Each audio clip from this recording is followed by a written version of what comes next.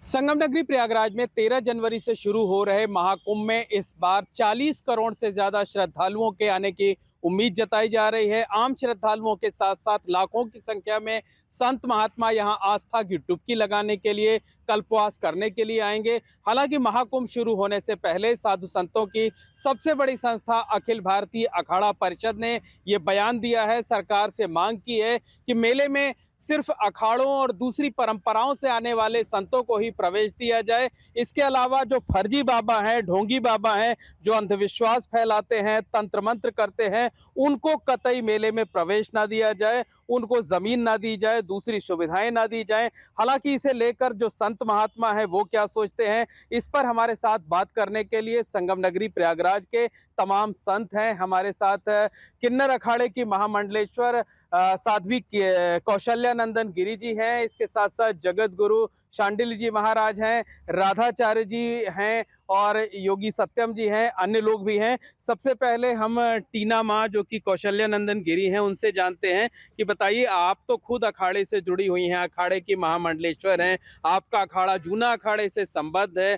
क्या कहना है जो अखाड़ा परिषद के अध्यक्ष ने कहा है, इसके पीछे का मतलब क्या है, संदेश क्या है?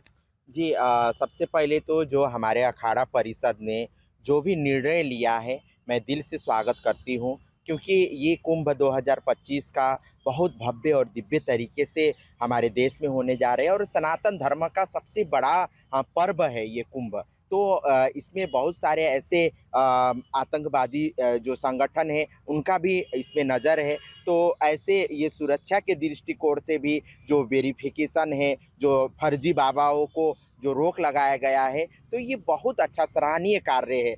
बिल्कुल ऐसे होने से हमारे जो कुंभ जो लगने वाले हैं 2025 का, ये बहुत सुरक्षित और बहुत सफलतापूर्वक ये कुंभ को हम लोग कर पाएंगे और हमारे सनातन धर्म का देश विदेश तक प्रचार होगी और सनातन धर्म मजबूत तरीके से और समाज में एक प्रचार के तौर पे आगे बढ़ेगी। लेकिन निश्चित और तौर पर जो है, अगर सबकी सुरक्षा की बात की जाए कि सबके पास एक पहचान पत्र होना चाहिए, कौन मेले में एंट्री कर रहा है ये होना चाहिए, ये तो ठीक है, लेकिन ये सर्टिफिकेट कौन बांटेगा कि ये असली हैं ये नकली हैं?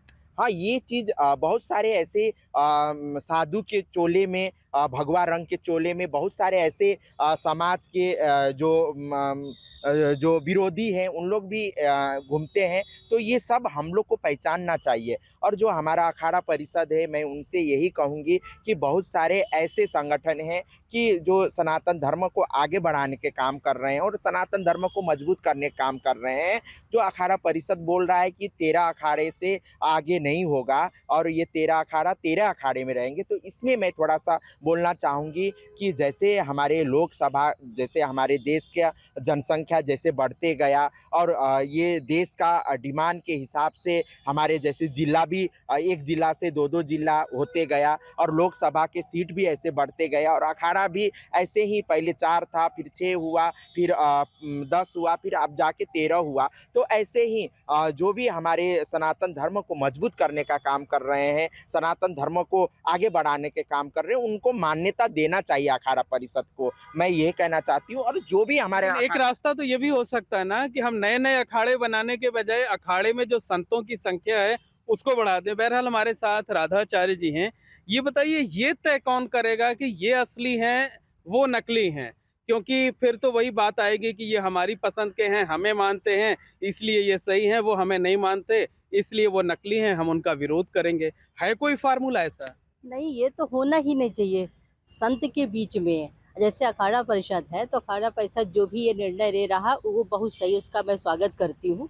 और इसका निर्णय जो होता है तो यहाँ अपना पराया का कोई भावना ही नहीं होना चाहिए, क्योंकि संतों के बीच में ये चीज़ कभी नहीं आती है कौन अपना है, कौन पराया है, कौन करीब है, कौन नहीं है। जो ईश्वर के करीब है, जो परमात्मा के करीब है, वो सब एक दूसरे के करीब हैं। तो जो परमात्मा को होगा वही तो सबके करीब होगा।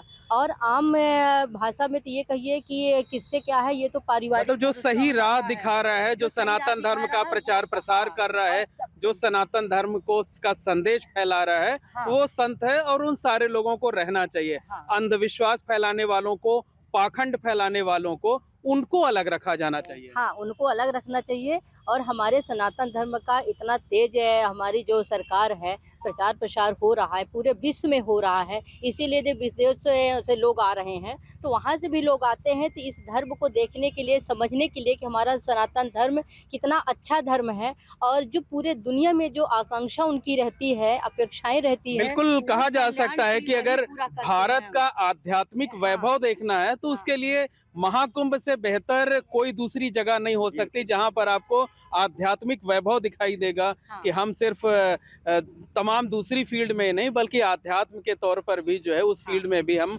एक बहुत सशक्त हैं, प्रतिभाशाली हैं। हमारे साथ शांडिल्य जी महाराज हैं।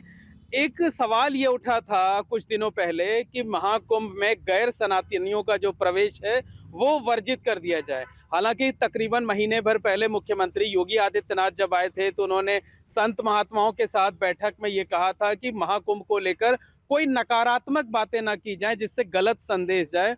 उसके बाद से ये मांग उठना बंद हो गई है। जो मांग की जा रही थी वो सही थी या जो सीएम योगी आदित्यनाथ ने नसीहत दी है वो सही है? दोनों में सही क्या है? देखिए, जैसे सनातन संस्कृति को जो मानने वाले हैं, धर्म कर्म करने वाले हैं, यज्ञ पूजा करने वाले हैं, वो आए, उनका स्वागत है। लेकिन ढोंग फैला के, पाखंड फैला के आप यहाँ पिकनिक स्पॉट बना देंगे, गलत अवधारणा लेके आएंगे, उसका हम विरोध है। किसी का सर्वधर्म समभाव की भावना है। विदेशी लोग भी आते हैं हमारे यहाँ, रुकते हैं 40 दिन। तो विरोध हमको उनके जो कर्म हैं उनसे हैं। हमारे सनातन संस्कृति का जो आचार विचार संस्कार है उसका पालन करें, हमें कोई विरोध नहीं है। मतलब निश्चित तौर पर कहा यह जा सकता है कि दूसरे धर्मों के लोग भी आएंगे, वो भी सनातन परंपरा से प्रभावित होंगे, सनातन धर्म को अपना भी सकते हैं प्रभावित होकर के। किसी व्यक्ति किसी समुदाय का विरोध नहीं है बल्कि जो गलत काम करते हैं यहाँ आकर कोई ऐसा काम ना करें जिससे जो 40 करोड़ सनातन धर्मी आएंगे उनकी भावनाएं आहत हों। आपका क्या नाम है, क्या परिचय है? जी, मैं ASI Vinod Kumar Pande, ex BSF. मेरा जहाँ तक मानना है कि सरकार द्वारा इस महाकुंभ में चलाया गया जो अभियान है, उनका महाअभियान, वो बहुत ही सफल है। और सरकार सभी बिंदुओं पर अपना जो एक एजेंडा है वो स्पष्ट कर चुकी है। आम जनमानस को इस मेले में कोई समस्या ना हो, किसी किस्म की कोई दिक्कत ना आए, उसके लिए समाज के सबसे बड़े धर्मगुरु, जगत गुरु शांडिल्य जी महाराज के द्वारा जो भी कार्य यहाँ पर संपन्न होगा वो उससे हम संतुष्ट हैं। बिल्कुल, जो भी सनातन धर्म का काम करे वो मेले में आ सकता है, किसी के आने पर कोई रोक नहीं है, किसी के आने पर कोई पाबंदी नहीं है। यही कहना चाहते हैं आप कि सब मेले में सब लोग आएं, सब लोग सनातन की जो संस्कृति है उसको देखें, उससे प्रभावित हों। ओम नमो नारायण। सनातन के लक्ष्य ही एक ही है, सर्वे भवन्तु सुखिनः, सर्वे सन्तु निरामया, सर्वे भद्राणि पश्यन्तु मा कश्चित् दुःख भाग् भवेत्। सनातन धर्म के जो अनुयायी हैं, जो संत महात्मा जगत गुरु हैं, पूज्य महामंडलेश्वर हैं, सनातन धर्म का केवल और केवल एक ही लक्ष्य है, संसार सागर में वो जीव कोई भी हो, सभी लोग सुखी हों, सभी लोग निरोग हों, सभी लोग प्रसन्न रहें। सनातन धर्म का दूसरा लक्ष्य क्या है कि जैसे कि पूज्य महामंडलेश्वर किन्नर अखाड़ा पूज्य माता जी के हृदय में दिन प्रतिदिन यही चलता रहता है कि सुखी बसे संसार सब, दुखिया रहे न कोई, यह अभिलाषा हम सब की भगवन पूरी होए। संसार सागर में सभी लोग सुखी रहें, सभी लोग आनंद में रहें। और जहाँ तक कि आपने कही कि सही और गलत फर्जी बाबा की जानकारी कैसे करी जाए, ये जिम्मेवारी जो है प्रशासन की है।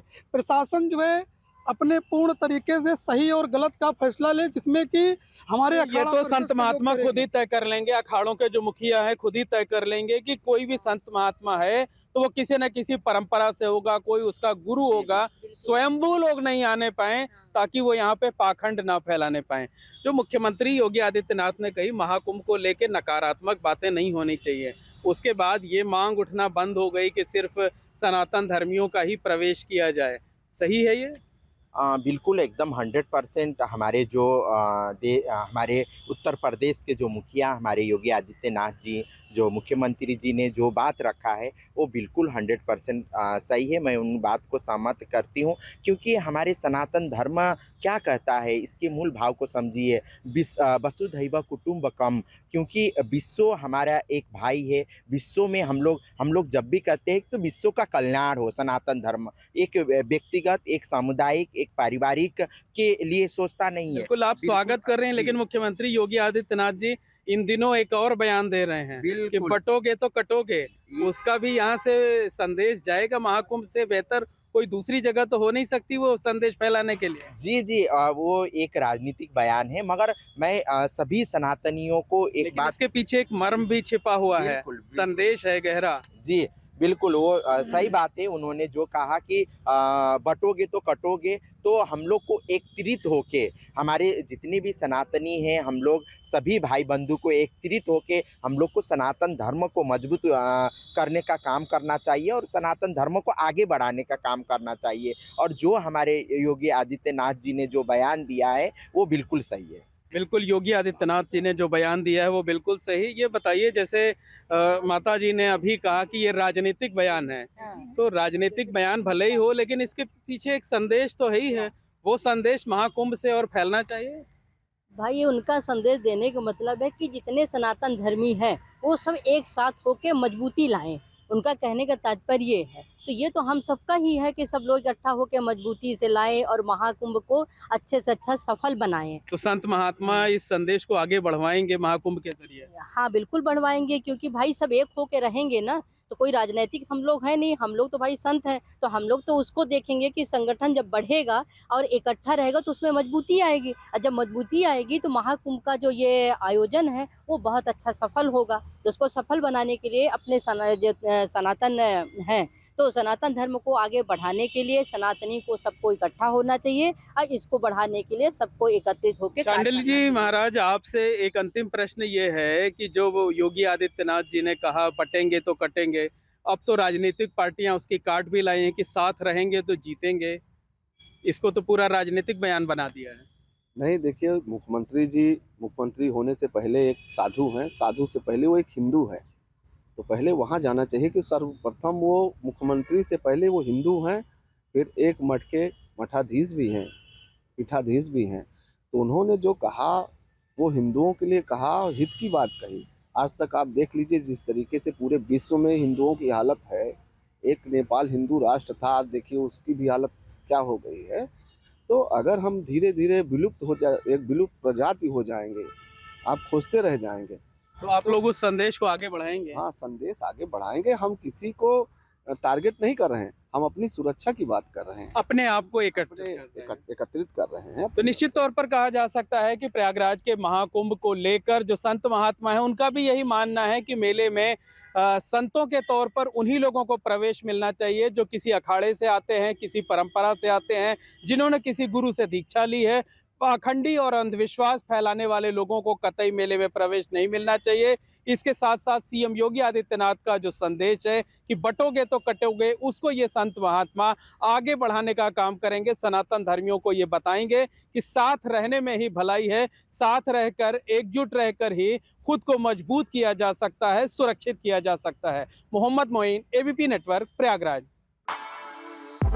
For exclusive and insightful videos, subscribe to our new channel ABP Live Premium.